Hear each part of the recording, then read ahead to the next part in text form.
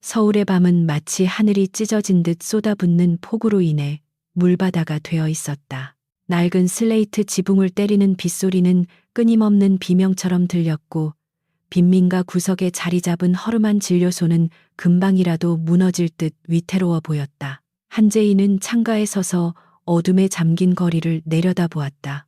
그녀의 검은 눈동자는 창밖의 혼란스러운 풍경과는 대조적으로 지나치게 고요하고 차가웠다. 그녀는 유리창에 서린 뿌연 입김을 닦아내지도 않은 채 깜빡거리는 형광등 스위치에 손을 올렸다. 길고 고단했던 하루를 끝내고 이제 그만 어둠 속으로 숨어들고 싶은 마음뿐이었다. 그때였다. 거센 빗소리를 뚫고 무언가 둔탁하고 무거운 것이 진료소 문 앞에 떨어지는 소리가 들려왔다. 제이의 손이 허공에서 멈췄다. 오랫동안 음지에서 살아온 사람 특유의 경계심이 본능적으로 고개를 들었다. 그녀는 즉시 문을 열지 않고 숨을 죽인 채 문 밖의 동태를 살폈다. 주머니 속에 넣어둔 메스의 손끝이 닿자 차가운 금속의 감촉이 그녀의 신경을 날카롭게 곤두세웠다. 잠시 후 그녀는 결심한 듯 낡은 철문의 잠금 장치를 풀고 문을 활짝 열어젖혔다. 비바람과 함께 비릿한 피냄새가 훅 끼쳐와 그녀의 코를 찔렀다. 문 앞의 진흙탕 속에는 한 남자가 엎드린 채 쓰러져 있었다. 빗물에 젖어 몸에 달라붙은 검은색 슈트는 흙투성이가 되어 있었지만 그 재질과 만듦새는 이곳 빈민가와는 어울리지 않는 고급품임이 분명했다. 남자의 복부에서는 붉은 선혈이 끊임없이 흘러나와 빗물과 섞이며 바닥에 갈라진 틈새로 스며들고 있었다. 제이는 쭈그리고 앉아 남자의 목에 손을 댔다. 맥박은 미약했지만 아직 끊어지지는 않았다. 남자의 창백한 얼굴은 빗물에 씻겨 더욱 도드라져 보였고 의식을 잃은 와중에도 고통으로 일그러진 미간에서 강인한 기운이 느껴졌다. 제이는 주저할 시간이 없었다. 남자의 덩치는 거대했고 근육은 돌처럼 단단했지만 그녀는 이를 악물고 그를 진료소 안으로 끌어들였다.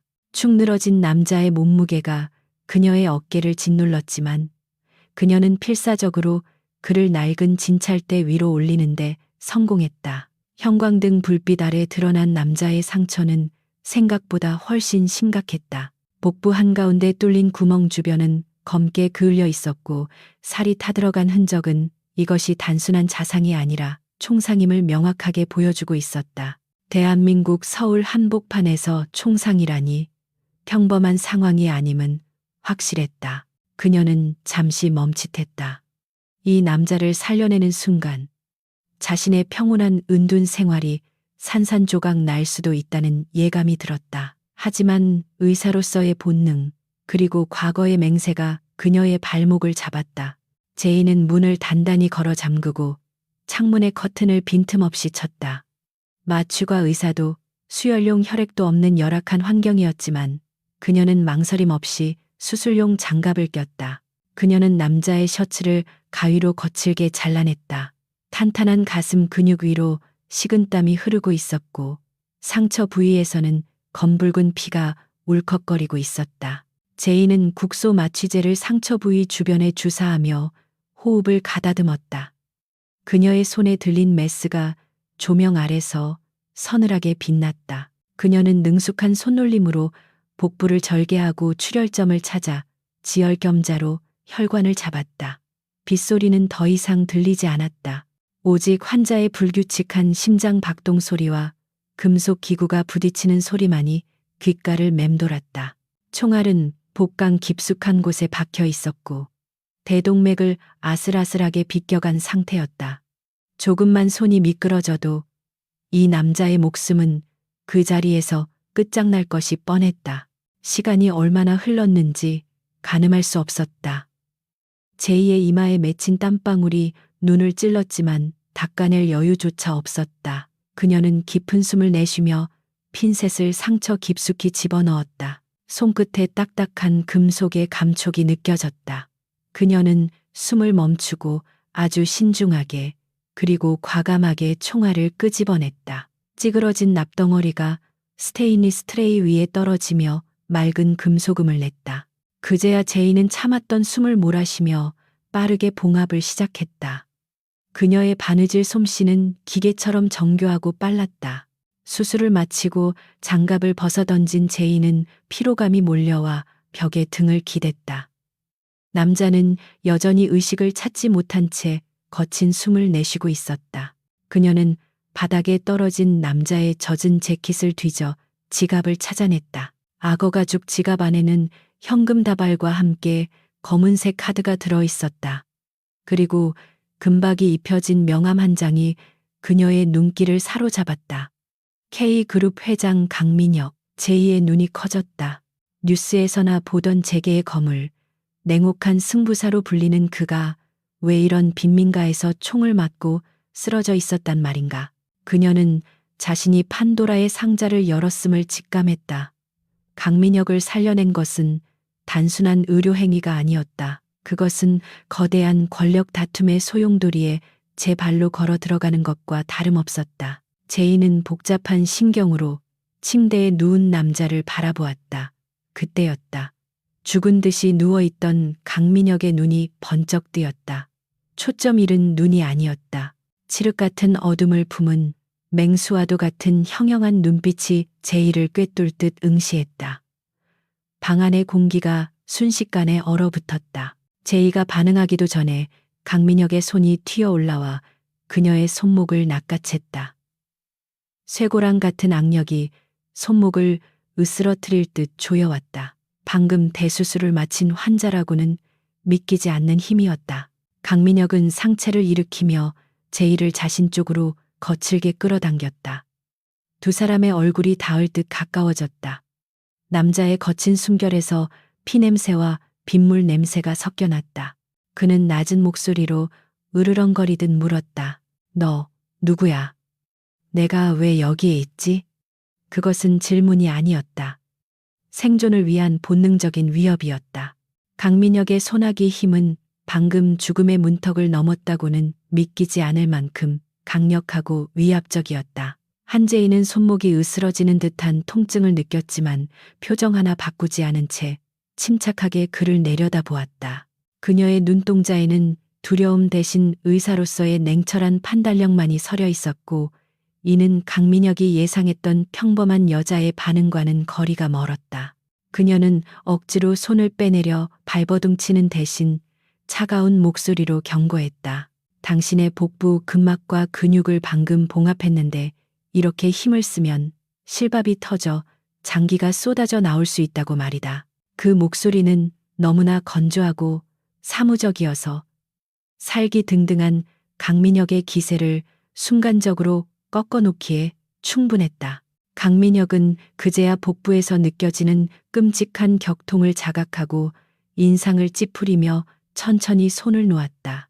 그는 거친 숨을 몰아쉬며 주변을 둘러보았는데 낡아빠진 의료기구들과 천장의 얼룩, 그리고 곰팡이 냄새가 섞인 습한 공기가 그의 신경을 긁었다. 대한민국 최고의 재벌인 자신이 이런 쓰레기장 같은 곳에 누워있다는 사실이 믿기지 않는다는 듯 그의 눈빛에는 경멸과 불쾌감이 가득 찼다. 그는 쉰 목소리로 이곳이 대체 어디냐고 물으며 당장 자신의 비서실장에게 연락하라고 명령조로 소리쳤지만 제이는 그 말을 무시한 채 청진기를 들어 그의 가슴에 갖다 대었다. 그녀에게 그는 K그룹 회장이 아니라 그저 살려내야 할 까다로운 환자일 뿐이었다.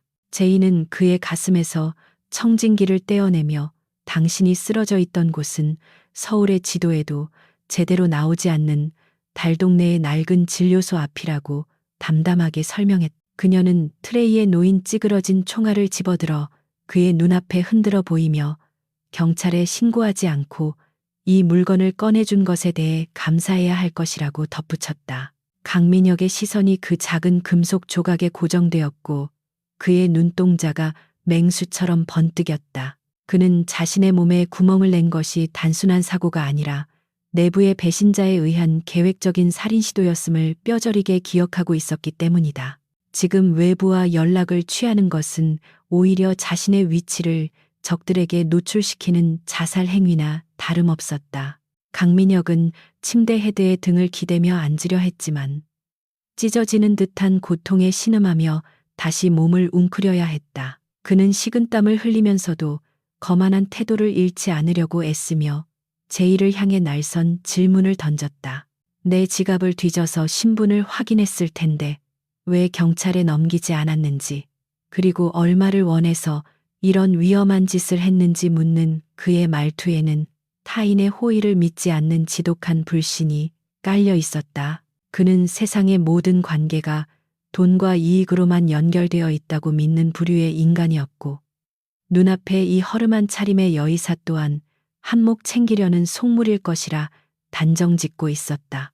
제이는 소독약이 묻은 거지를 정리하며 피식 헛웃음을 지었는데 그것은 강민혁의 자존심을 묘하게 건드리는 반응이었다.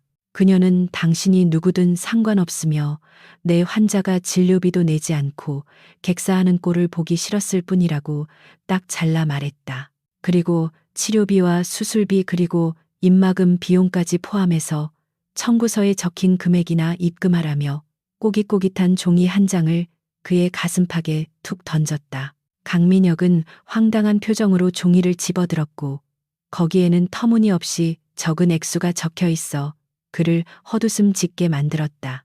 자신의 목숨값이 고작 이 정도밖에 안 된다는 사실이 어이가 없으면서도 한편으로는 이 여자의 대담함에 흥미가 생기기 시작했다. 그때 밖에서 들려오던 빗소리가 조금씩 잦아들면서 대신 날카로운 타이어 마찰음과 엔진 소리가 진료소 앞 골목을 울리기 시작했다. 강민혁의 표정이 순식간에 굳어졌고 제이 또한 본능적으로 창가로 다가가 커튼 틈새로 밖을 내다보았다. 칠흑 같은 어둠 속에서 검은색 세단 서너 대가 좁은 골목길을 비집고 들어와 전조등을 번쩍이며 진료소 쪽을 향해 다가오고 있었다. 차문이 열리고 검은 양복을 입은 건장한 사내들이 우르르 쏟아져 나왔는데 그들의 손에는 우산 대신 쇠파이프나 흉기 같은 것들이 들려 있어 살벌한 분위기를 자아냈다. 강민혁은 창백해진 얼굴로 입술을 깨물며 그들이 자신의 이복 동생인 강현수가 보낸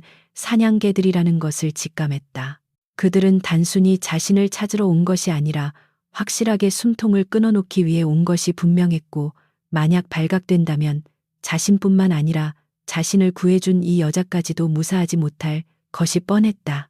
그는 억지로 몸을 일으키려 했지만 다리에 힘이 들어가지 않아 바닥으로 굴러 떨어질 뻔했고, 제이가 재빨리 다가와 그를 부축했다. 그녀의 몸에서 나는 옅은 소독약 냄새와 따뜻한 체온이 닿자 강민혁은 잠시 혼란스러운 감정을 느꼈지만 이내 상황의 심각성을 깨닫고 그녀의 어깨를 꽉 움켜쥐었다. 제이는 밖의 상황을 파악하고 재빠르게 진료소 내부의 불을 모두 껐다. 어둠이 내려앉은 진료소 안에는 긴장된 침묵만이 감돌았고 밖에서 들려오는 사내들의 고함 소리와 문을 두드리는 소리는 점점 더 가까워지고 있었다. 제이는 강민혁의 귀에 입을 가까이 대고 낳지만 단호한 목소리로 속삭였다.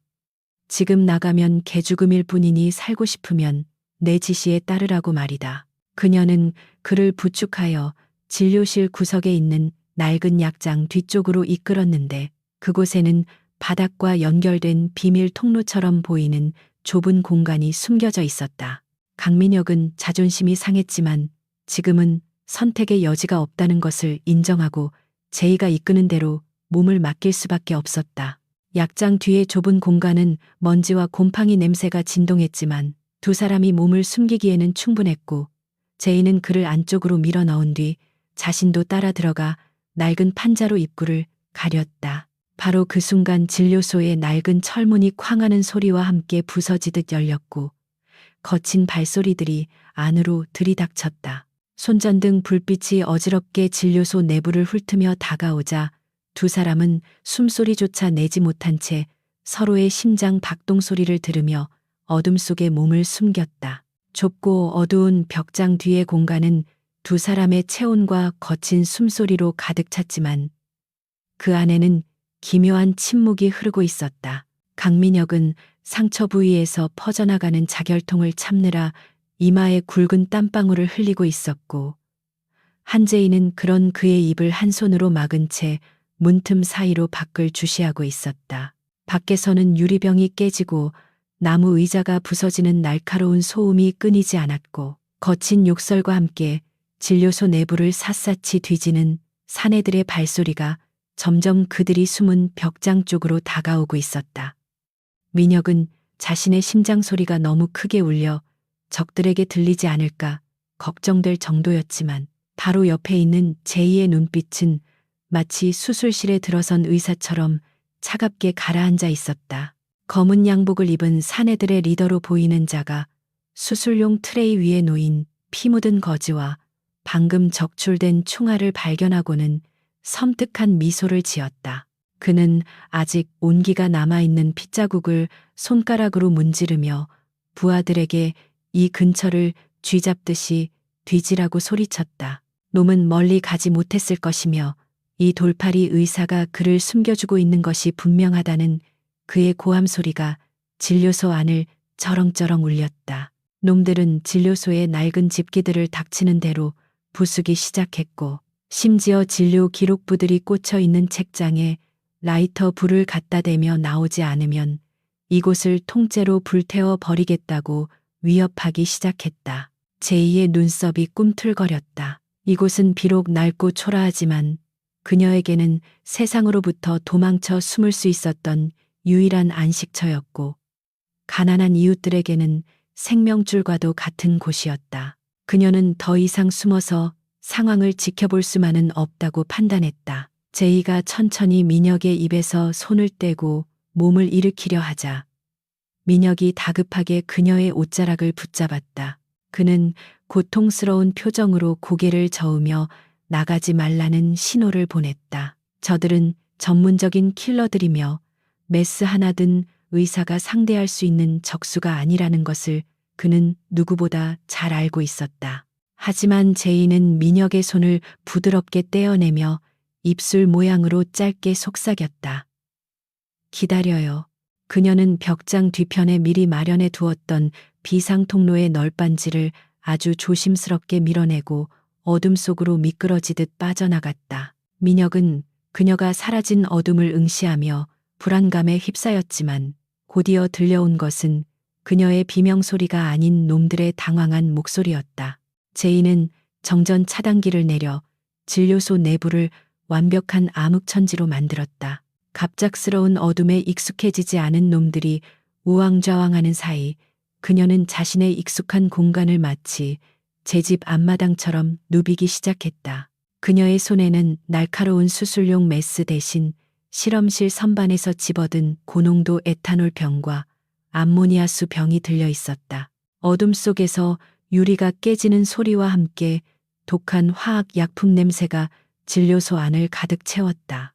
제이가 던진 암모니아수 병이 바닥에 깨지면서 강력한 자극성 기체가 퍼져나갔고 놈들은 눈과 코를 찌르는 고통의 기침을 토해내며 혼란에 빠졌다. 그 틈을 타 제이는 마치 유령처럼 소리 없이 움직이며 놈들의 뒤를 노렸다. 그녀는 사람을 죽이는 기술은 배우지 않았지만 인체의 구조와 약점에 대해서는 그 누구보다 정통했다. 어둠 속에서 번뜩이는 은빛 섬광과 함께 놈들 중 하나의 비명 소리가 터져 나왔다. 제이의 메스가 정확히 놈의 팔꿈치 안쪽 신경 다발을 스치고 지나간 것이다. 민혁은 벽장 틈새로 벌어지는 믿을 수 없는 광경을 지켜보며 전율을 느꼈다. 평범한 동네 의사인 줄 알았던 여자가 훈련받은 킬러들을 상대로 대등하게, 아니 오히려 그들을 농락하며 싸우고 있었다. 그녀는 힘으로 그들을 제압하는 것이 아니라 해부학적 지식을 이용해 상대의 관절을 꺾거나 급소를 가격하여 무력화시키고 있었다. 놈들이 휘두르는 쇠파이프를 간발의 차이로 피하며 놈들의 힘을 역이용해 서로 부딪히게 만드는 그녀의 움직임은 마치 잘 짜인 무용처럼 우아하면서도 치명적이었다. 민혁은 그녀가 단순한 의사가 아니라는 사실을 깨달았다. 그녀의 과거에는 분명 메스보다 더 날카롭고 위험한 무언가가 숨겨져 있었다. 하지만 놈들의 숫자는 너무 많았고 아무리 지형지물을 이용한다 해도 여자 혼자서 그들을 모두 제압하는 것은 불가능에 가까웠다. 리더 격인 사내가 눈물을 흘리면서도 손전등을 비추며 제이의 위치를 파악했고 곧이어 놈들이 그녀를 향해 좁은 포위망을 형성해 오기 시작했다. 제이는 구석으로 몰리면서도 당황하지 않고 진료대 위에 놓여있던 알코올 램프를 집어들었다. 그녀는 망설임 없이 라이터를 켜 램프에 불을 붙인 뒤 에탄올이 흥건하게 뿌려진 바닥을 향해 던졌다. 순식간에 푸른 불길이 벽을 타고 치솟아 오르며 놈들과 그녀 사이에 거대한 불의 장벽을 만들어냈다. 불길이 타오르며 생긴 매캐한 연기와 열기 속에서 놈들이 주춤하는 사이 제이는 다시 어둠 속으로 몸을 날려 벽장 쪽으로 돌아왔다.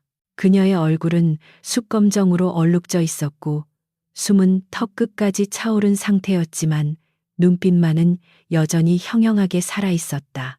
그녀는 멍하니 자신을 바라보는 민혁을 일으켜 세우며 지금이 아니면 기회가 없다고 재촉했다.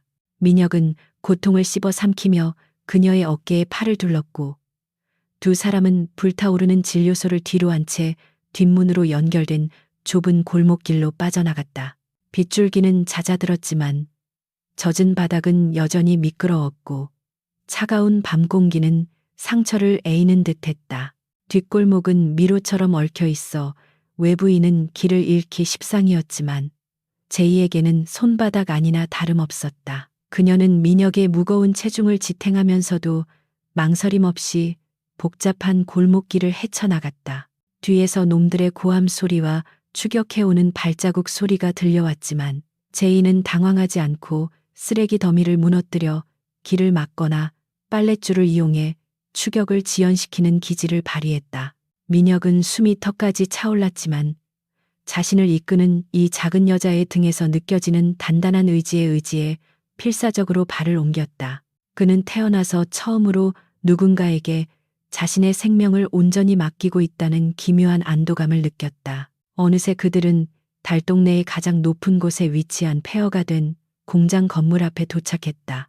이곳은 재개발이 중단되어 오랫동안 방치된 곳으로 제이가 만약의 사태를 대비해 비상식량과 구급약품을 숨겨둔 그녀만의 아지트였다. 제이는 녹슨 철문을 힘겹게 열고 민혁을 안으로 밀어넣은 뒤 육중한 빗장을 걸어 잠갔다. 그제야 긴장이 풀린 듯 두 사람은 차가운 시멘트 바닥에 주저앉아 거친 숨을 몰아쉬었다. 어둠 속에서 서로의 얼굴조차 잘 보이지 않았지만 두 사람은 본능적으로 알 수 있었다. 오늘 밤의 이 기이한 동행이 두 사람의 운명을 완전히 뒤바꿔 놓을 것임을. 한참의 침묵 끝에 강민혁이 먼저 입을 열었다. 그의 목소리에는 이전의 오만함 대신 묘한 경외심과 호기심이 서려 있었다. 당신 대체 정체가 뭐야? 그냥 동네 의사는 아니지. 제이는 대답 대신 젖은 머리카락을 쓸어 넘기며 피식 웃었다. 그녀의 웃음은 자조적이면서도 어딘가 슬퍼 보였다. 사람 살리는 기술이나 죽이는 기술이나 한 끗 차이일 뿐이죠. 그녀는 자리에서 일어나 구석에 놓인 낡은 소파를 가리키며 쉴 것을 권했다. 민혁은 그녀의 뒷모습을 바라보며 자신이 구한 것이 단순한 생명의 은인이 아니라 자신의 썩어빠진 제국을 뒤흔들 수 있는 강력한 칼날임을 직감했다. 폐공장의 내부는 깊은 심해처럼 고요하고 차가웠다. 깨진 유리창 틈새로 들어온 빗물과 먼지가 뒤섞여 눅눅한 냄새를 풍겼고 천장에서 간헐적으로 떨어지는 물방울 소리만이 정막을 깨트리고 있었다. 강민혁은 낡은 소파에 깊숙이 몸을 파묻은 채 거친 숨을 몰아쉬고 있었다. 과도한 출혈과 비를 맞으며 강행군을 한 탓에 그의 체온은 불덩이처럼 치솟았고 상처 부위에서는 열감이 느껴졌다. 한재인은 구석에 숨겨두었던 비상 구급 상자를 열어 항생제와 해열제를 꺼냈다. 그녀의 표정은 수술실에서 집도를 할 때처럼 침착했지만 미세하게 떨리는 손끝은 그녀 또한 극한의 긴장 상태임을 드러내고 있었다. 제이는 민혁의 셔츠 단추를 풀고 젖은 거즈를 교체하기 시작했다.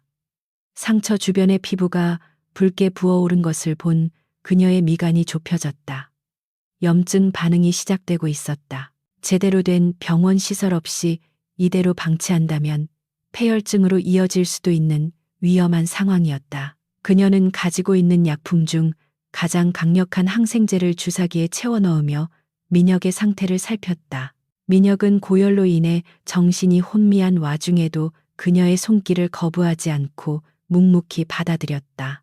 차가운 주사 바늘이 피부를 뚫고 들어오자 그는 낮은 신음성을 흘렸지만 이내 입술을 깨물며 고통을 삼켰다.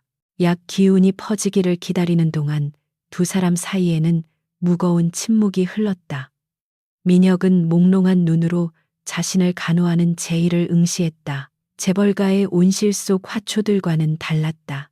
그녀의 손은 거칠었고 눈빛에는 삶에 대한 피로와 냉소가 서려 있었지만 그 안에는 누구에게도 꺾이지 않을 강인함이 숨겨져 있었다. 그는 힘겹게 입을 열어 그녀의 정체를 다시 한번 물었다.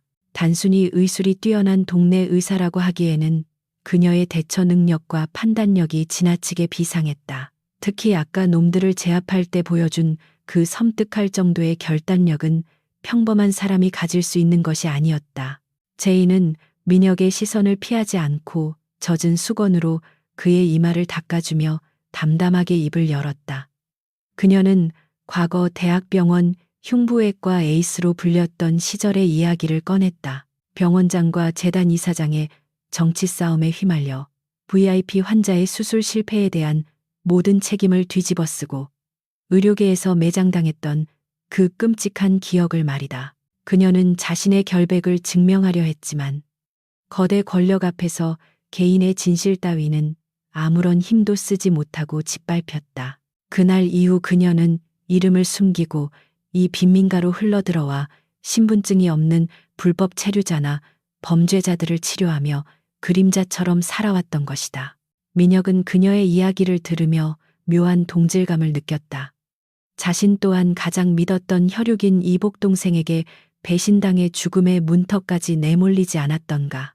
돈과 권력 앞에서는 피보다 진한 혈연도, 숭고한 히포크라테스 선서도 휴지 조각처럼 버려질 수 있다는 잔혹한 현실을 두 사람은 뼈저리게 공유하고 있었다. 민혁의 입가에 씁쓸한 비소가 번졌다. 그는 자신이 K그룹의 회장이라는 타이틀을 달고 정점에 서 있었지만 사실은 언제든 등 뒤에서 칼이 꽂힐지 모르는 살얼음판 위를 걷고 있었음을 인정할 수밖에 없었다. 그리고 지금 그의 곁에 남은 것은 수많은 비서와 경호원이 아니라 세상에서 버림받은 이 몰락한 천재 의사 한 명뿐이었다. 민혁은 고통을 참으며 상체를 일으켜 세웠다. 그의 눈빛이 다시금 제왕의 그것처럼 날카롭게 빛나기 시작했다. 그는 제이에게 거절할 수 없는 제안을 던졌다.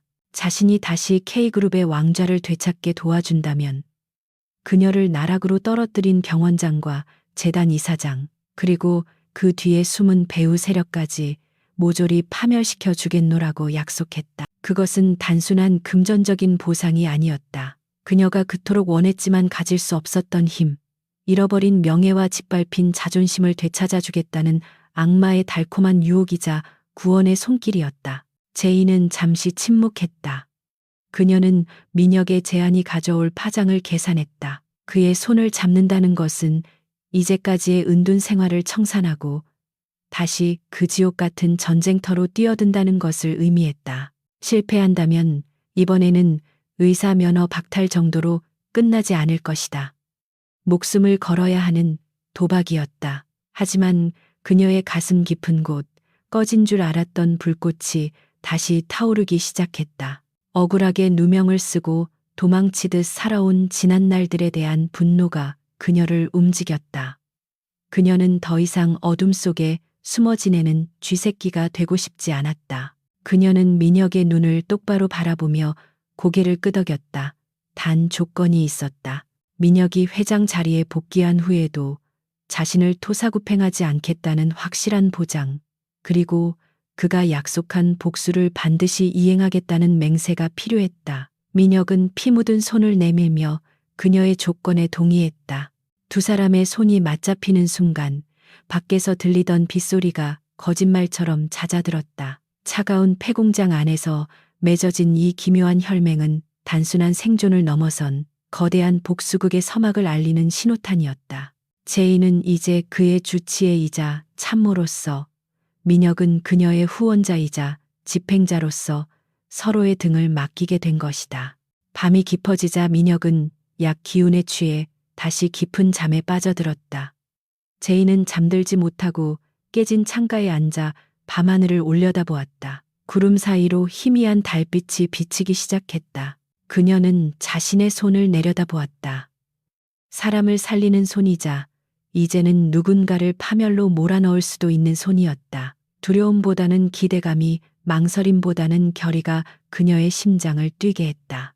그녀는 내일 날이 밝는 대로 민혁을 데리고 이곳을 빠져나가 그가 숨겨둔 안전 가옥으로 이동할 계획을 세웠다. 놈들은 분명 이 빈민가를 이 잡듯이 뒤지고 있을 테니 역으로 가장 안전한 곳, 즉 등잔 밑이 어두운 도심 한복판으로 들어갈 생각이었다.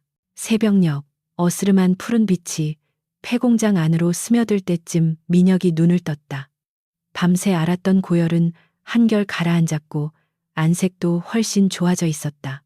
그는 자리에서 일어나 재킷의 먼지를 털어내며 제이를 불렀다. 하룻밤 사이 두 사람 사이의 공기는 완전히 달라져 있었다.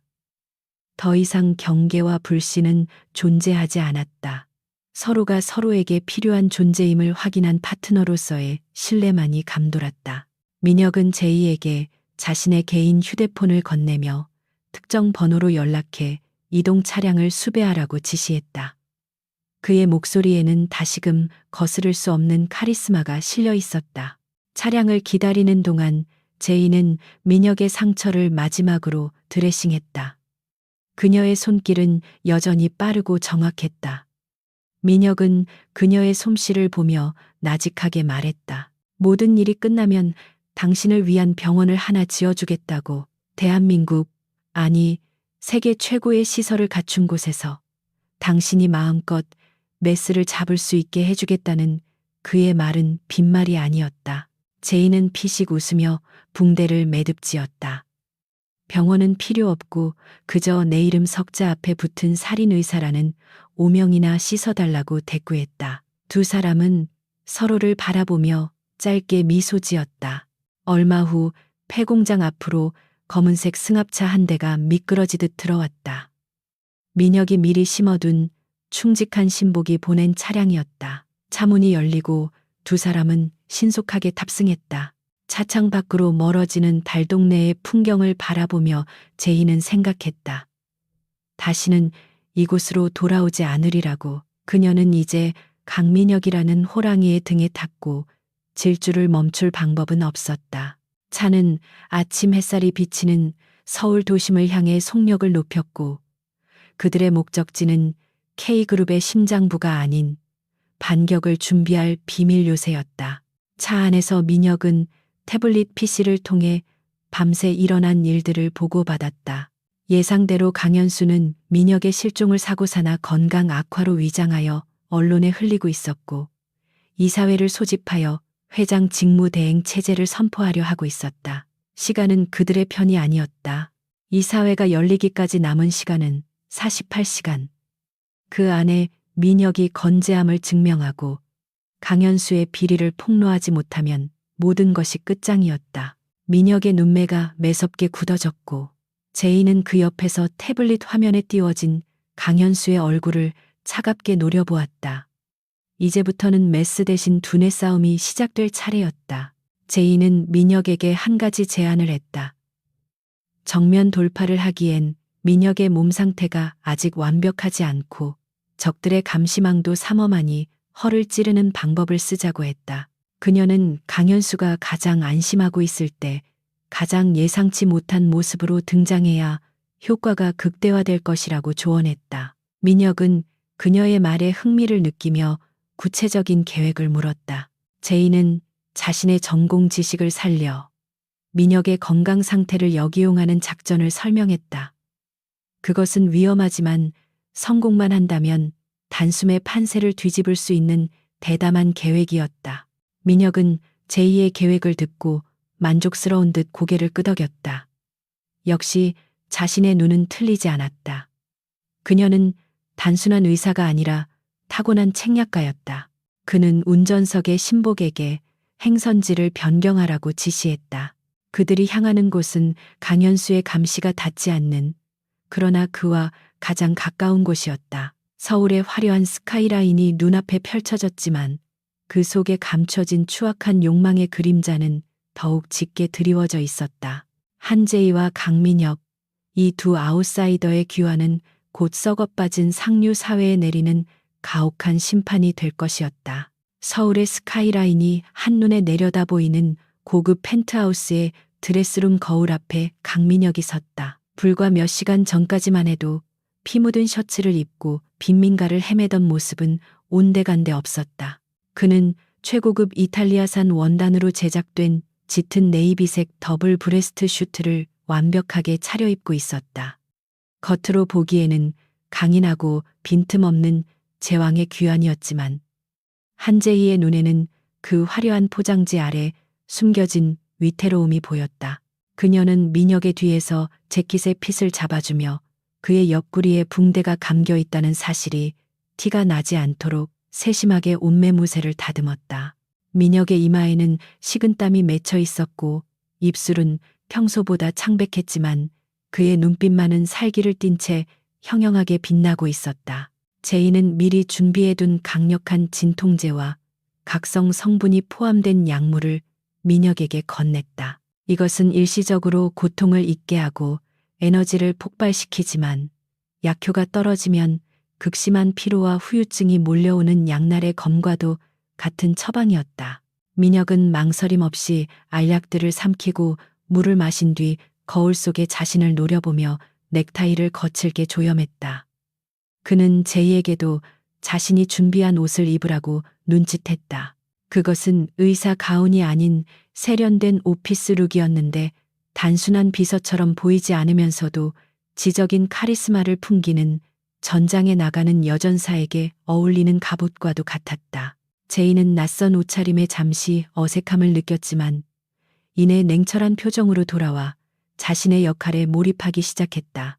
K그룹 본사 로비에 검은색 리무진이 멈춰서자 주변의 공기가 순식간에 무거워졌다. 도어맨이 문을 열어주고 강민혁이 구두굽 소리를 내며 차에서 내리는 순간 로비에 있던 직원들과 경호원들은 얼어붙은 듯 제자리에 멈춰섰다. 실종설과 사망설이 나돌던 회장이 멀쩡한 모습으로, 그것도 더욱 서늘하고 위압적인 기운을 풍기며 나타난 것이다. 직원들은 황급히 고개를 숙여 인사했고 곳곳에서 수군거리는 소리가 들려왔지만 민혁은 그들을 투명 인간 취급하며 전용 엘리베이터를 향해 거침없이 걸어갔다. 제이는 그의 오른쪽 뒤편에서 일정한 간격을 유지하며 따라붙었는데 그녀의 손에는 응급 키트가 숨겨진 서류 가방이 들려 있었다. 엘리베이터가 최고층인 임원 회의실층을 향해 고속으로 상승하는 동안 좁은 공간 안에는 팽팽한 긴장감이 감돌았다. 민혁은 숫자가 바뀌는 디스플레이를 응시하며 나직하게 중얼거렸다. 강현수가 지금쯤이면 샴페인을 터뜨릴 준비를 하고 있을 것이라고 말이다. 엘리베이터 문이 열리자마자 민혁은 기다리고 있던 비서실 직원들의 경악한 표정을 무시하고 굳게 닫힌 대회의실 문을 향해 직진했다. 회의실 안에서는 강현수의 목소리가 희미하게 새어 나오고 있었는데 그는 이사들을 모아놓고 형의 부재를 기정사실화하며 자신에게 정권을 위임해 줄 것을 호소하고 있는 중이었다. 민혁은 문 앞에 선 경호원들이 제지할 틈도 주지 않고 육중한 양쪽 문을 발로 차듯이 거칠게 열어젖혔다. 회의실 안의 모든 시선이 문 쪽으로 쏠렸고 강현수의 열변은 허공에서 뚝 끊겼다. 단상에 서 있던 강현수의 얼굴이 사색이 되며 들고 있던 레이저 포인터를 바닥에 떨어뜨렸다. 마치 죽은 사람이 무덤에서 돌아온 것을 본 듯한 공포가 그의 눈동자에 서려 있었다. 민혁은 천천히, 아주 천천히 회의실 중앙으로 걸어 들어갔다. 그의 발걸음 소리 하나하나가 이사들의 심장을 짓누르는 듯 했다. 민혁은 상석에 앉아있던 부회장을 눈빛만으로 제압하여 자리에서 일어나게 한 뒤 자신이 그 자리에 앉아 다리를 꼬고 강현수를 올려다보았다. 계속해봐, 현수야. 내 장례식 절차라도 논의하고 있었던 건가? 그의 목소리는 낮고 부드러웠지만 그 안에 담긴 조소와 분노는 좌중을 압도하기에 충분했다. 강현수는 덜덜 떨리는 손을 뒤로 감추며 억지 미소를 지어 보였지만 목소리의 떨림은 감출 수 없었다. 그는 형이 무사해서 다행이라느니 걱정하고 있었다느니 하는 위선적인 말들을 횡설수설 늘어놓았다. 민혁은 그 역겨운 연극을 차가운 눈으로 지켜보다가 손가락을 까딱였다.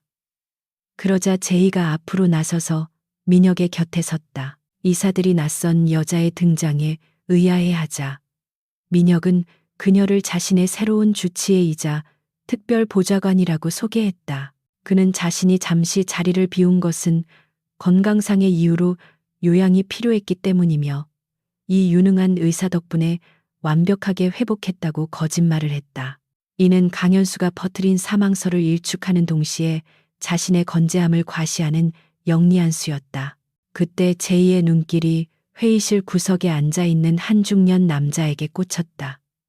그는 K대학병원 병원장 김영석이었다. 제이의 심장이 쿵 하고 내려앉았다. 김영석은 바로 제이에게 의료사고 누명을 뒤집어 씌우고 면허를 박탈시킨 장본인이자 강현수의 비자금을 관리해주는 하수인 중 하나였다. 김영석 또한 제이를 알아보고는 흠칫 놀라며 찻잔을 엎지를 뻔했다.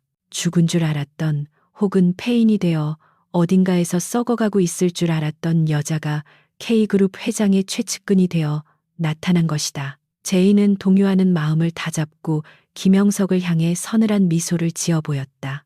그 미소는 오랜만입니다, 원장님. 이제 값을 치를 시간입니다. 라고 말하는 듯 했다.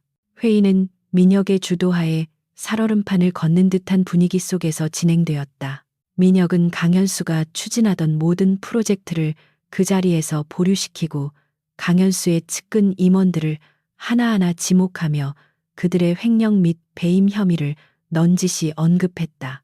구체적인 증거를 들이밀지 않았음에도 불구하고 민혁이 쥐고 있는 정보의 디테일에 임원들은 식은땀을 흘리며 고개를 숙였다. 민혁은 공포를 이용해 충성심을 테스트하고 있었다.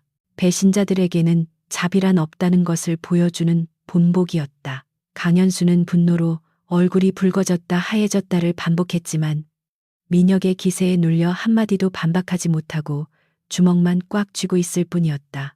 회의가 길어지자 민혁의 안색이 미세하게 창백해지는 것을 제이는 놓치지 않았다. 약효가 떨어지고 있는 것이었다. 제이는 자연스럽게 민혁에게 다가가 물을 따라주는 척하며 귓속말로 속삭였다. 시간이 얼마 없어요. 여기서 마무리하고 쉬셔야 합니다. 민혁은 고개를 살짝 끄덕이며 회의를 종료했다. 그는 이사들에게 다음 주에 열릴 자선 파티에서 그룹의 새로운 비전을 발표할 것이니 전원 참석하라는 명령을 내리고 자리에서 일어났다.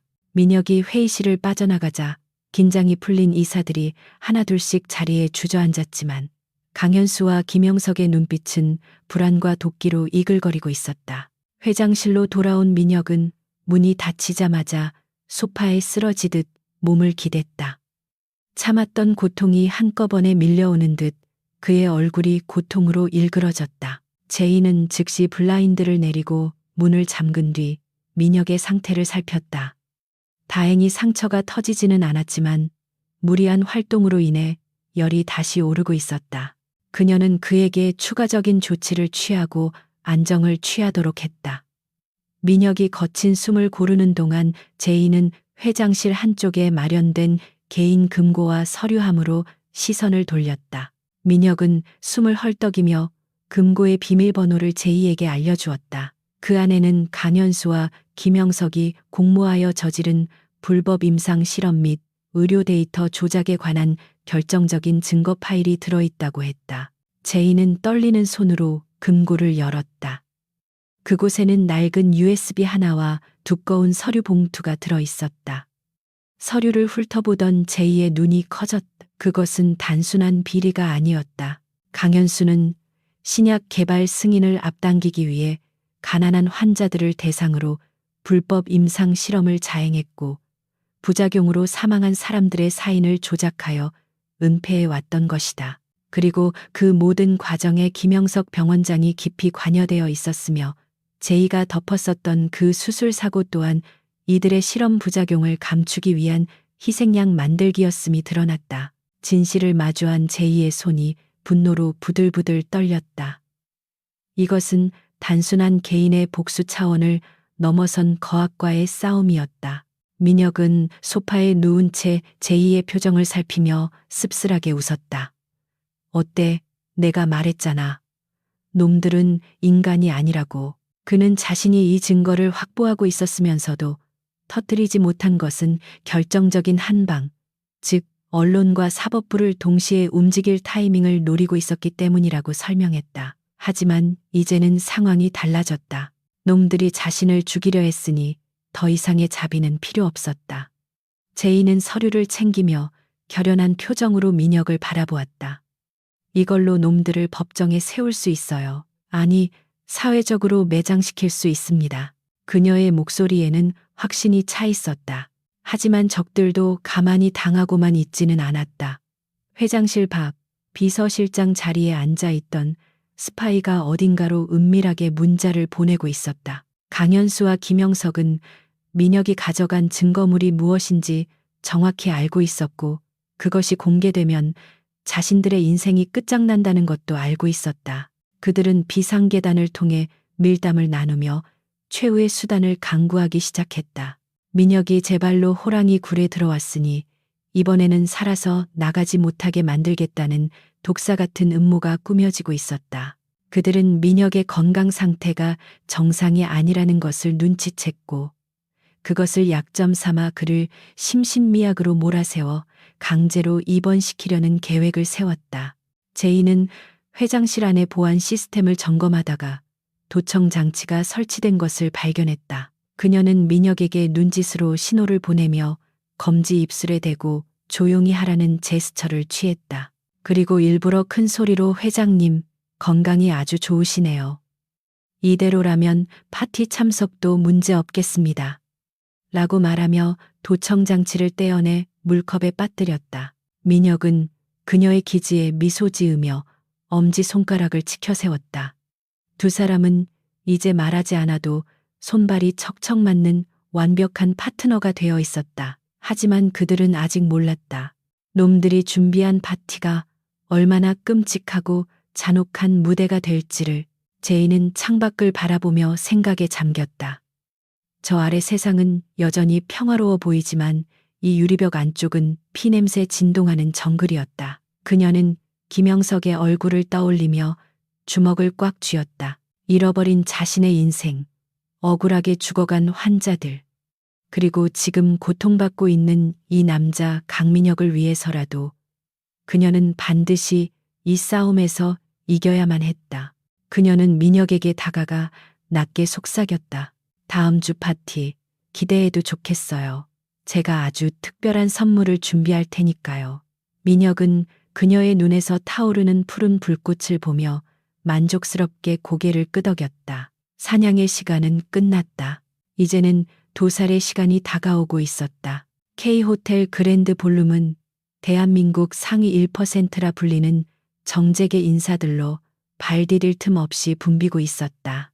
천장에 매달린 거대한 크리스털 샹들리에는 눈이 시릴 만큼 화려한 빛을 쏟아내고 있었고 값비싼 샴페인 잔이 부딪히는 소리와 사람들의 가식적인 웃음소리가 넓은 홀을 가득 메우고 있었다. 겉으로 보기에는 평화롭고 우아한 자선 파티였지만 그 이면에는 서로의 입속을 챙기기 위한 탐욕스러운 눈빛들이 얽히고 설켜 있었다. 강현수는 여유로운 미소를 띠고 하객들과 인사를 나누면서도 수시로 시계를 확인하며 입구 쪽을 곁눈질했다. 그는 오늘 밤을 위해 완벽한 시나리오를 준비해 두었고 이제 그 무대의 주인공인 형 강민혁이 제발로 처형대에 올라오기만을 기다리고 있었다. 잠시 후 육중한 마호가니 문이 열리고 장내 아나운서가 강민혁 회장의 입장을 알리자 웅성거리던 소음이 일순간에 잦아들었다. 스포트라이트가 입구를 비추었고 그 빛을 받으며 강민혁이 걸어들어왔다. 그는 칠흑 같은 턱시도를 입고 완벽하게 정돈된 머리칼을 한 채 특유의 오만하고 차가운 아우라를 뿜어내고 있었다. 하지만 사람들의 시선을 더욱 사로잡은 것은 그의 팔짱을 끼고 함께 입장한 한재희였다. 그녀는 심플하지만 우아한 라인이 돋보이는 짙은 붉은색 이브닝 드레스를 입고 있었는데 평소의 수수한 모습은 온데간데 없이 매혹적이고 강렬한 카리스마를 발산하고 있었다. 그녀의 눈빛은 화려한 조명 아래서도 주눅 들지 않고 오히려 좌중을 압도하는 서늘한 기백을 담고 있었다. 강현수의 얼굴에서 미소가 살짝 굳어졌다가 다시 능글맞은 표정으로 바뀌었다. 그는 두 팔을 벌려 형을 맞이하는 척하며 무대 중앙으로 그들을 이끌었다. 강현수는 마이크를 잡고 형의 귀환을 환영한다는 뻔한 인사말을 늘어놓으면서 교묘하게 민혁의 건강 상태에 대한 의구심을 심어주는 발언들을 섞어 넣었다. 그는 형이 지난 사고로 인해 심각한 트라우마와 뇌 손상을 입었으며 현재 정상적인 경영 활동이 불가능한 상태라고 운을 떼었다. 장내가 술렁이기 시작했고 주주들과 이사들은 불안한 눈빛으로 민혁을 바라보았다. 이것이 바로 현수가 노리던 바였고 그는 채기를 받기 위해 미리 섭외해둔 김영석 병원장을 무대 위로 불러 올렸다. 김영석은 근엄한 표정으로 단상에 올라 준비해온 차트를 스크린에 띄웠다. 그는 뇌 MRI 사진과 복잡한 의학 용어들이 적힌 진단서를 가리키며 강민혁 회장이 사고 후유증으로 인해 전두엽 기능 저하와 심각한 인지 장애를 겪고 있다고 설명했다. 그는 전문적인 용어들을 현란하게 구사하며 청중들을 현혹시켰고 의학 지식이 없는 사람들은 저명한 대학병원장의 소견을 의심 없이 받아들이는 분위기였다. 김영석은 침통한 표정을 연기하며 회장님의 안정을 위해 즉각적인 요양치료와 경영 일선에서의 물러남이 필요하다는 결론을 내렸다. 그것은 의사의 소견이라기보다는 사실상 민혁에 대한 사회적 사형 선고나 다름없었다. 강민혁은 김영석의 브리핑을 듣는 내내 표정 하나 변하지 않고 팔짱을 낀 채 그를 응시했다. 마치 삼류 광대의 재롱을 지켜보는 듯한 그 태도는 현수를 더욱 초조하게 만들었다. 김영석의 발표가 끝나고 장내가 침묵에 휩싸였을 때 민혁은 천천히 제이를 바라보며 고개를 끄덕였다. 이제 그녀의 차례였다. 제이는 민혁의 팔을 놓고 한 걸음 앞으로 나섰다. 그녀의 하이힐 소리가 또각또각 울리며 정막을 깼다. 그녀는 마이크를 잡지 않고 육성으로 김영석을 불렀다. 김영석 원장님, 참으로 흥미로운 진단이군요. 하지만 그 MRI 사진에는 치명적인 오류가 하나 있습니다. 그녀의 목소리는 크지 않았지만 명료하고 힘이 있어 홀 안의 모든 사람이 숨을 죽이고 귀를 기울이게 만들었다. 김영석은 갑작스러운 제이의 등장에 당황하며 안경을 고쳤었다. 그는 그녀를 알아보지 못한 척하며 어디서 감히 외부인이 신성한 의학적 소견에 토를 다느냐고 호통쳤다. 하지만 제이는 물러서지 않고 스크린 앞으로 다가가 레이저 포인터를 빼앗아 사진의 한 부분을 가리켰다. 그녀는 강민혁 회장이 5년 전 스키 사고로 인해 우측 측두골에 미세한 골절 흔적이 남아 있어야 하는데 저 사진에는 그 흔적이 전혀 없다는 점을 지적했다. 또한 혈관 조영술 사진에 나타난 혈관의 패턴은 60대 이상의 고령 환자의 것이지 30대인 강민혁 회장의 것일 수가 없다고 조목조목 반박했다. 그녀의 날카로운 지적에 김영석의 얼굴이 불그락푸르락해졌고 좌중에서는 웅성거림이 터져 나왔다. 제이는 거기서 멈추지 않았다. 그녀는 자신의 핸드백에서 USB를 꺼내 진행 요원에게 건네며 화면을 전환해 줄 것을 요구했다. 강현수가 막으려 했지만 민혁이 눈짓으로 경호팀장을 제압하여 화면은 순식간에 바뀌었다. 스크린에는 김영석 병원장이 강현수의 사주를 받아 조작한 수많은 진료 기록들과 불법 임상 실험의 피해자 명단이 적나라하게 드러났다. 제이는 차분하지만 분노가 서린 목소리로 폭로를 이어갔다. 이것이 바로 김영석 원장과 강현수 부회장이 숨기려 했던 진실입니다. 그들은 신약 개발 성과를 부풀리기 위해 가난한 환자들을 실험용 쥐처럼 이용했고 부작용으로 사망한 사람들을 병사로 위장했습니다.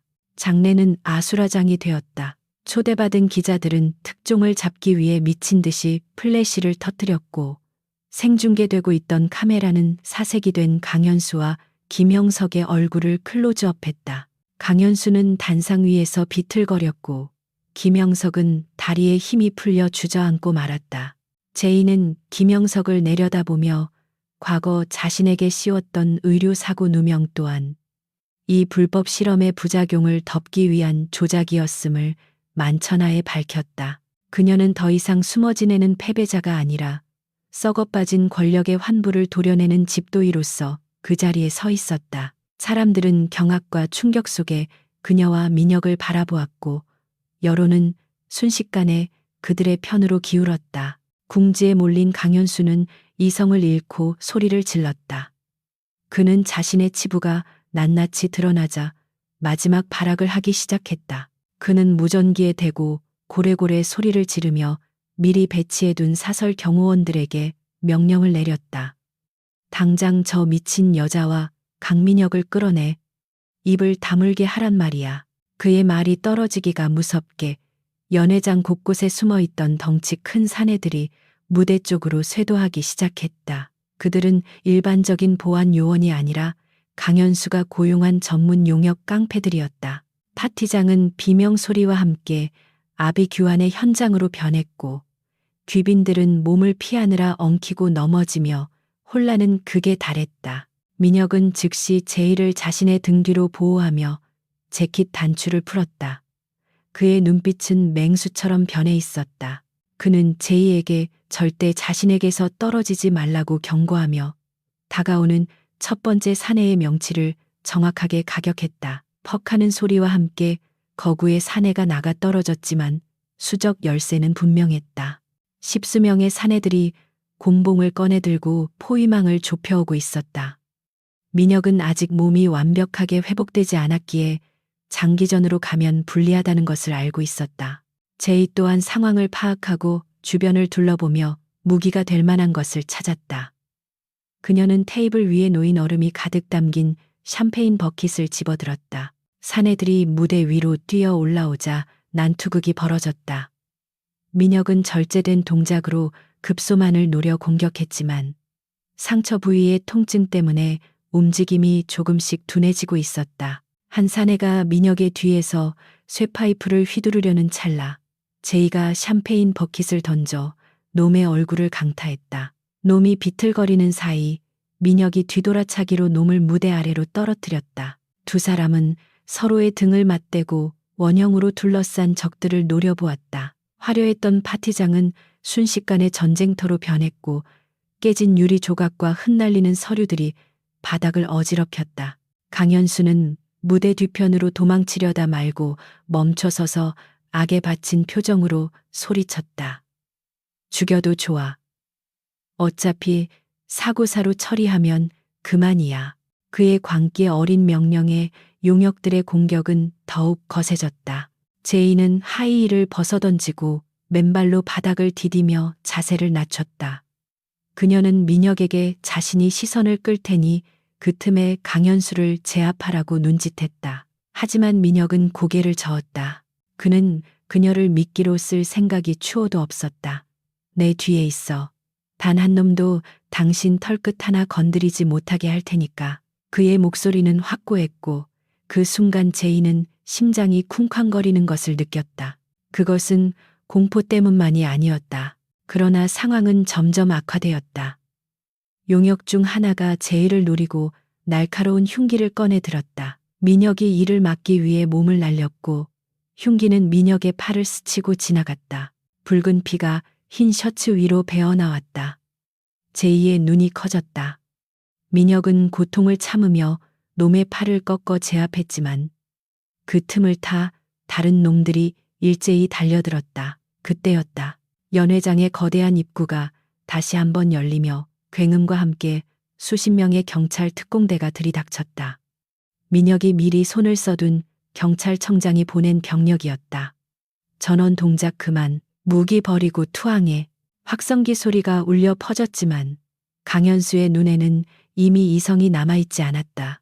혼란스러운 틈을 타 강현수는 무대 옆에 있던 과도를 집어들고 제이를 향해 달려들었다. 경찰들이 거리를 좁혀오고 있었지만 강현수의 거리가 더 가까웠다. 민혁은 경찰들을 향해 고개를 돌리고 있어 이 상황을 보지 못했다. 제이는 자신을 향해 달려오는 강현수의 번들거리는 눈빛을 정면으로 마주했다. 피할 곳은 없었다.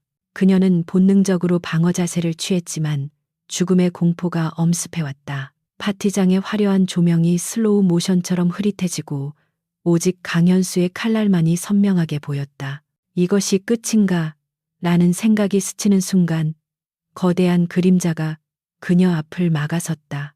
그림자의 주인은 강민혁이었다.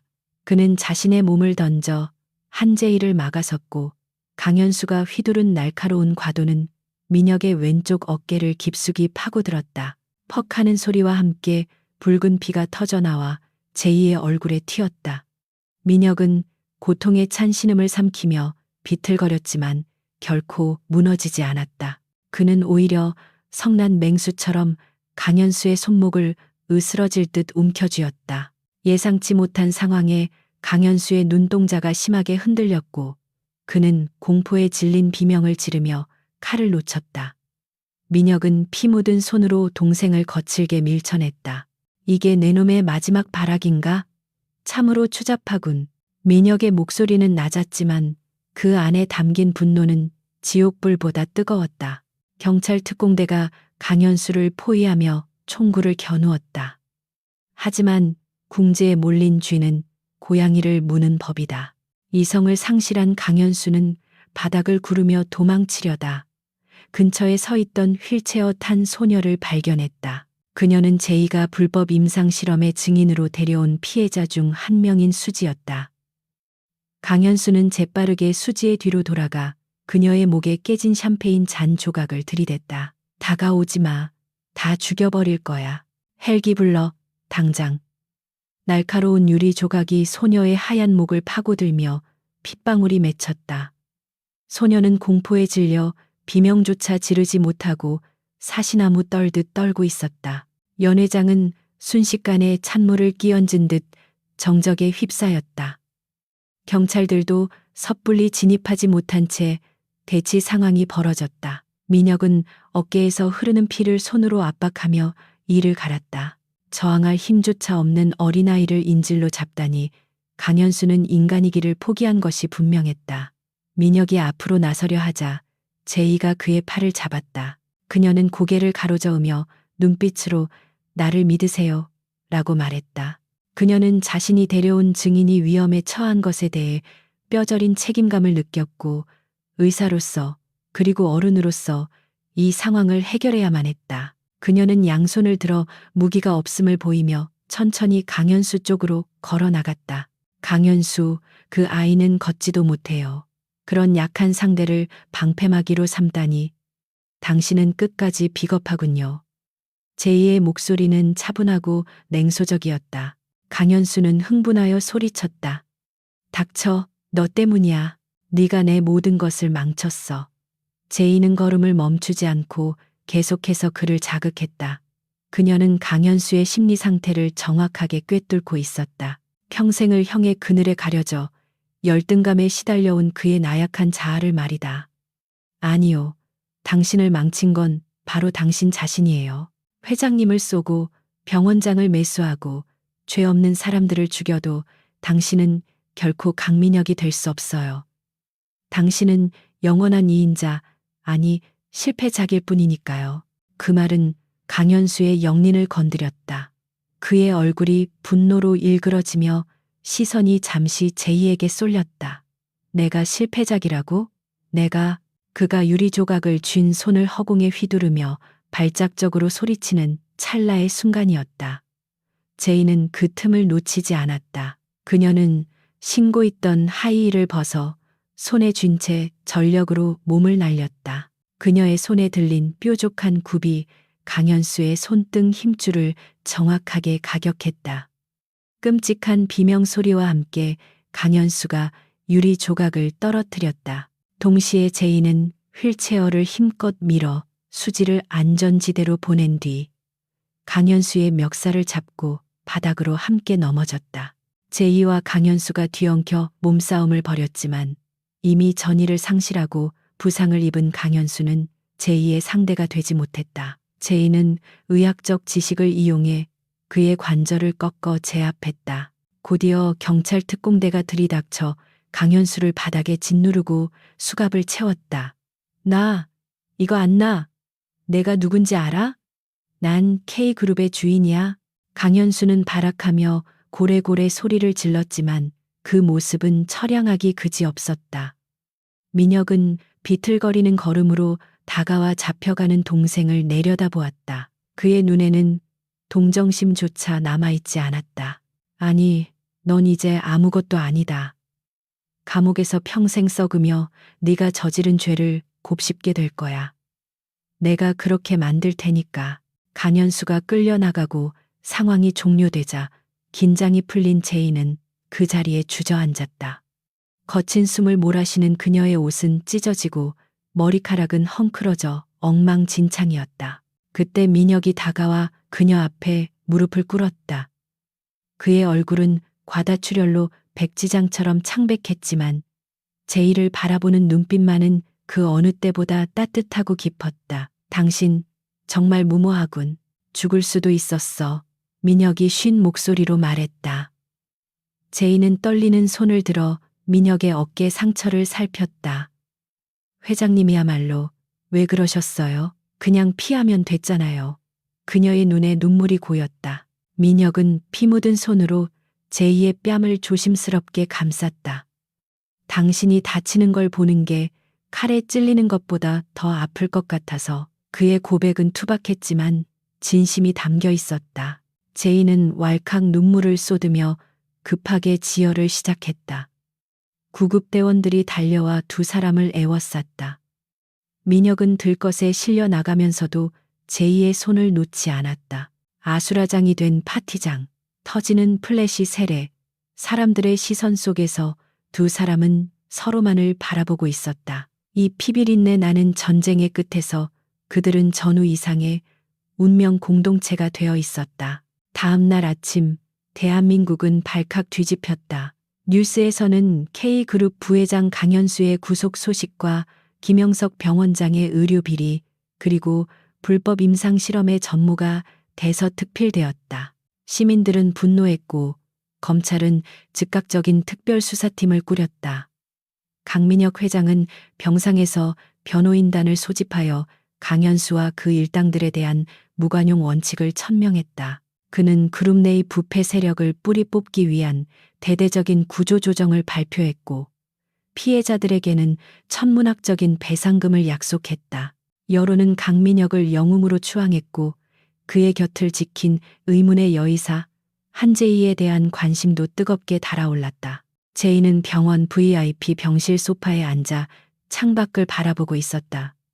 모든 것이 폭풍처럼 지나갔다. 억울한 누명은 벗겨졌고 그녀를 괴롭히던 악몽의 근원들은 사라졌다. 하지만 그녀의 마음은 묘하게 공허했다. 이제 목표를 이뤘으니 다시 예전의 삶으로 돌아가야 할까? 아니면 이 화려하지만 위험한 세계에 남아야 할까? 그때 잠들어 있던 민혁이 눈을 떴다. 그는 마치 기운이 남아있는 몽롱한 목소리로 제이를 불렀다. 한제이 선생, 어디 가지 마. 내 수술비 아직 다 안 갚았잖아. 제이는 피식 웃으며 침대 곁으로 다가갔다. 청구서 다시 작성해야겠네요. 이번엔 꽤 비쌀 겁니다. 며칠 후 제이는 김영석이 수감된 구치소 면회실을 찾았다. 수의를 입은 김영석은 며칠 사이에 10년은 늙어 보였다. 그는 제이를 보자마자 고개를 숙이며 살려달라고 애원했다. 제이야, 내 잘못이다. 제발 선처를. 내가 시키는 대로 했을 뿐이야. 제이는 차가운 유리병 너머의 그를 무표정하게 바라보았다. 원장님, 의사는 환자를 살리는 사람이지 권력의 기생에서 사람을 죽이는 사람이 아닙니다. 당신은 의사로서의 자격을 이미 오래전에 상실했어요. 그녀는 짧은 한마디를 남기고 자리에서 일어났다. 뒤에서 들려오는 김영석의 통곡 소리를 들으며 제이는 비로소 과거의 상처로부터 완전히 자유로워졌음을 느꼈다. 병실로 돌아온 제이에게 민혁이 서류 봉투 하나를 건넸다. 이게 뭐죠? 제이가 묻자 민혁은 어깨를 으쓱해 보였다. 퇴직금이자 계약금, 빈민가 진료소는 이제 잊어. 내가 재단을 하나 설립했어. 소외된 계층을 위한 전문 병원이야. 당신이 원장직을 맡아줘. 제이는 서류를 꺼내 보았다. 한제이 의료재단. 병원 이름이 그녀의 이름으로 되어 있었다. 당신이 마음껏 메스를 잡을 수 있는 세상. 내가 만들어주겠다고 했잖아. 민혁의 눈은 진지했다. 제이는 서류와 민혁을 번갈아 보다가 환하게 미소 지었다. 그것은 어두운 비를 뚫고 나온 햇살처럼 눈부셨다. 1년이라는 시간은 서울의 풍경을 바꾸기에 충분했다. 도심 한복판, 과거 재개발이 멈춰 흉물스럽게 방치되었던 폐공장 부지에는 이제 세련된 곡선미를 자랑하는 최신식 의료센터가 우뚝 솟아 있었다. 한제이 의료재단이라는 간판이 햇살을 받아 눈부시게 빛나고 있었고 병원 로비는 진료를 기다리는 사람들로 북적이고 있었다. 이곳은 돈이 없어 치료를 포기해야 했던 소외 계층에게는 구원의 방주였으며 동시에 난치병 연구를 선도하는 대한민국 의학의 새로운 심장부였다. 병원장실에 앉아 차트를 검토하던 한제이는 창밖의 풍경을 바라보며 잠시 상념에 잠겼다. 눅눅한 곰팡이 냄새가 나던 달동네 진료소에서 숨죽여 지내던 시절이 마치 전생의 일처럼 아득하게 느껴졌다. 그녀의 책상 위에는 수많은 감사 편지와 꽃바구니가 놓여 있었다. 과거 살인의사라는 오명을 쓰고 손가락질 받던 그녀는 이제 기적의 의사로 불리며 세상의 존경을 한 몸에 받고 있었다. 하지만 제이에게 가장 큰 보람은 명예나 찬사가 아니었다. 그것은 바로 그녀가 살려낸 환자들이 건강한 모습으로 병원 문을 나서는 뒷모습을 볼 때 느끼는 묵직한 감동이었다. 그녀는 더 이상 권력의 눈치를 보지 않고 소신껏 메스를 잡을 수 있었고 가난하다는 이유로 생명의 무게가 달라지지 않는 병원을 만들겠다는 꿈을 실현해 나가고 있었다. 물론 이 모든 것은 강민혁이라는 든든한 후원자가 없었다면 불가능했을 일이었다. 오후 회진을 마치고 연구실로 돌아오던 제이는 복도 끝에서 익숙한 실루엣을 발견하고 걸음을 멈췄다. K그룹의 총수로서 눈코 뜰 새 없이 바쁜 나날을 보내고 있는 강민혁이 수행원도 없이 홀로 병원을 찾은 것이다. 그는 지나가는 환자들에게 가볍게 목례를 건네며 걷고 있었는데 예전에 그 차갑고 날카롭던 살기는 많이 누러져 있었고 대신 여유와 품격이 흐르고 있었다. 강현수 사태 이후 민혁은 그룹 내의 부패를 척결하고 투명 경영을 선언하며 K그룹을 완전히 새로운 기업으로 탈바꿈시켰다. 그는 더 이상 공포로 사람을 다스리는 폭군이 아니라 진정한 리더십으로 조직을 이끄는 황제가 되어 있었다. 제의가 다가오자 민혁은 입가에 옅은 미소를 띠며 그녀를 맞이했다. 병원장님이 너무 바쁘셔서 얼굴 보기가 하늘의 별 따기군. 이사장인 내가 직접 예약을 잡고 와야 하다니 말이야. 그의 농담에 제이는 피식 웃으며 응수했다. 회장님이야말로 뉴스에서만 뵙던데요.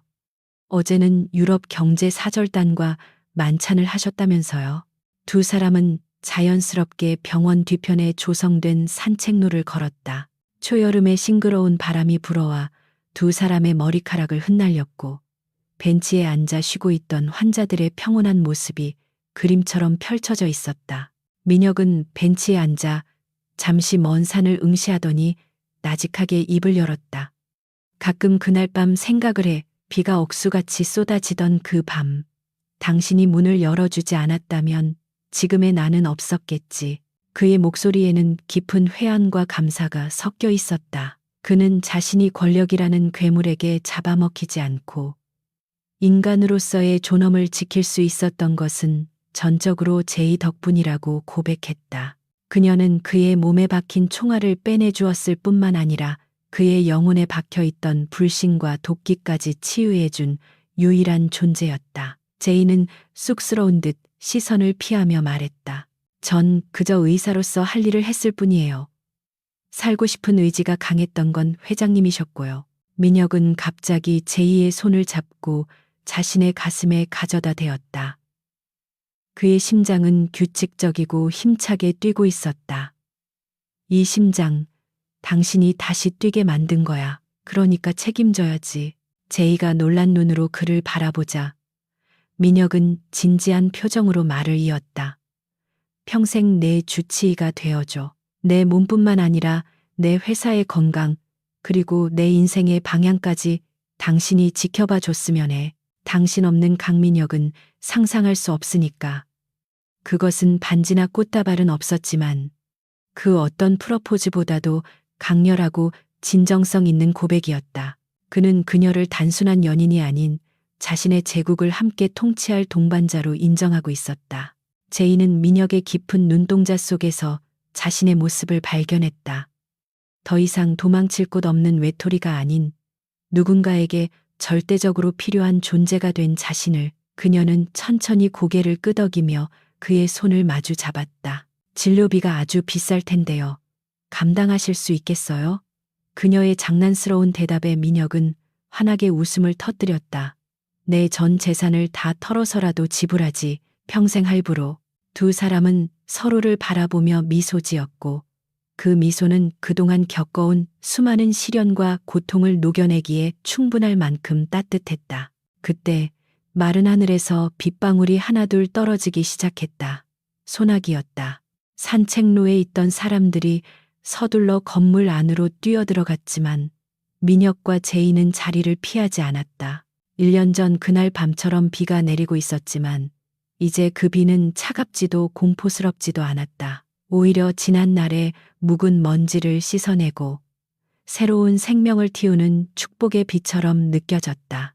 민혁은 자신의 재킷을 벗어 제이의 머리 위로 씌워주었다. 비 맞는 건 질색인데 당신과 함께라면 나쁘지 않군. 제이는 그의 재킷 안에서 느껴지는 온기에 몸을 맡기며 웃었다. 그러게요. 비 온 뒤에 땅이 굳는다잖아요. 두 사람은 하나의 옷을 우산 삼아 함께 빗속을 걸어 병원 본관을 향해 걸어갔다. 빗줄기는 점점 굵어졌지만 그들의 발걸음은 가볍고 경쾌했다. 세상은 여전히 불합리하고 험난한 일들로 가득 차 있겠지만 두 사람은 두려워하지 않을 것이다. 강민혁에게는 한재희라는 양심의 나침반이, 한재희에게는 강민혁이라는 든든한 방패가 있었기에 그들은 이제 서로의 등을 지키며 폭풍우 속에서도 흔들리지 않고 앞으로 나아갈 것이다. 어둠 속에서 피어난 인연은 시련을 걸음 삼아 더욱 단단한 거목으로 자라나고 있었다. 에필로그. 늦은 밤 모두가 퇴근한 병원장실의 불은 여전히 켜져 있었다. 제이는 책상에 엎드려 깜빡 잠이 들어 있었다. 며칠 밤을 새워가며 준비한 신약 개발 프로젝트 제안서가 그녀의 볼 밑에 깔려 있었다. 조용히 문이 열리고 민혁이 들어왔다. 그는 야근하는 그녀를 위해 따뜻한 도시락을 들고 온 참이었다. 곤히 잠든 제이의 얼굴을 본 민혁은 씁쓸한 미소를 지으며 도시락을 테이블에 내려놓았다. 워커홀릭인 건 나를 닮았군. 그는 자신이 입고 있던 코트를 벗어 그녀의 어깨에 조심스럽게 덮어주었다. 민혁은 깨지 않도록 조심하며 그녀의 머리카락을 쓸어 넘겼다. 잠결에 제이가 웅얼거리며 그의 손길에 얼굴을 비볐다. 그 무방비하고 평온한 모습은 밖에서는 절대 보여주지 않는 오직 민혁 앞에서만 드러내는 모습이었다. 민혁은 잠시 그 모습을 지켜보다가 책상 위의 메모지를 발견했다. K그룹 의료 지원 사업 확장한 수혜 대상, 미등록 이주민 아동 포함. 민혁은 피식 웃으며 펜을 들어 그 옆에 코멘트를 남겼다. 승인, 예산 무제한 지원. 그는 창가로 다가가 서울의 야경을 내려다보았다. 화려한 불빛들이 별처럼 반짝이고 있었다. 과거에는 저 불빛들이 모두 정복해야 할 대상으로만 보였지만 이제는 지켜야 할 소중한 일상으로 보였다. 비가 그친 밤하늘에는 선명한 달이 떠오르고 있었다. 민혁은 다시 한번 제이를 돌아보며 속삭였다. 잘 자요, 나의 구원자. 그는 그녀가 깰 때까지 그 곁을 지키며 밤새도록 꺼지지 않는 등불이 되어주기로 마음먹었다. 이것은 끝이 아니라 두 사람이 함께 써 내려갈 긴 이야기의 진정한 시작이었다.